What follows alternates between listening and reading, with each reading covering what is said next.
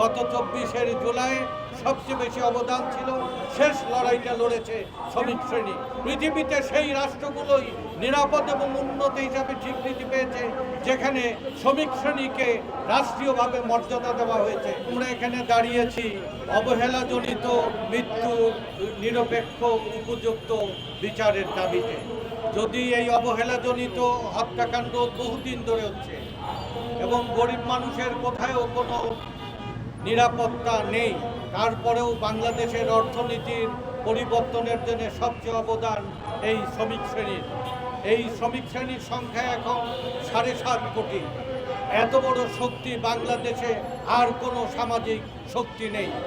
এই শক্তি অর্থনীতির মূল চালিকা শক্তি, রাজনীতি এবং সমাজের সবচেয়ে প্রভাবশালী অংশ। তারাই সবচেয়ে বেশি অবহেলিত। গত 24 জুলাই সবচেয়ে বেশি অবদান ছিল। শেষ লড়াইটা লড়েছে শ্রমিক শ্রেণী। আর এই শ্রমিক শ্রেণীর নিরাপত্তার জন্যে, তার অধিকারের জন্যে, সমাজে শ্রমিক শ্রেণীর সকল ন্যায্য দাবি পূরণের জন্যে আমরা যে লড়াই করছি, এ লড়াই ন্যায়ের লড়াই, এ লড়াই অধিকারের লড়াই। পৃথিবীতে সেই রাষ্ট্রগুলোই নিরাপদ এবং উন্নত হিসাবে স্বীকৃতি পেয়েছে যেখানে শ্রমিক শ্রেণীকে রাষ্ট্রীয়ভাবে মর্যাদা দেওয়া হয়েছে।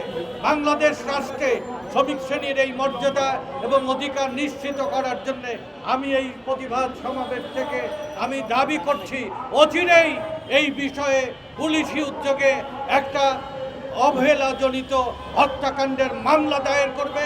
যারা মৃত্যুবরণ করেছে সেই পরিবারকে যথোপযুক্ত ক্ষতিপূরণের ব্যবস্থা করবে।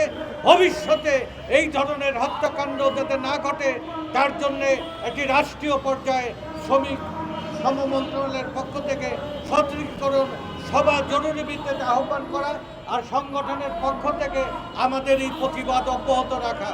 আমরা একটি সংসদীয় টিম গঠন করে চট্টগ্রামে যাওয়া, এই যাওয়ার মধ্যে দিয়ে রাষ্ট্র, সরকার, প্রশাসনের কাছে শ্রমিক শ্রেণীর এই আওয়াজ যেন আজকে সম্মান এবং মর্যাদা পায়, শ্রমিকের জীবনে নিরাপত্তা পায়, শ্রমিকের অধিকার প্রতিষ্ঠা হয়, তার জন্যে আমরা সকলকে দলের ঊর্ধ্বে, মতের ঊর্ধ্বে, সংগঠনের ঊর্ধ্বে শ্রমিক শ্রেণীকে ঐক্যবদ্ধ করে দেশে গণতান্ত্রিক শাসন ব্যবস্থার ভিত মজবুত করা।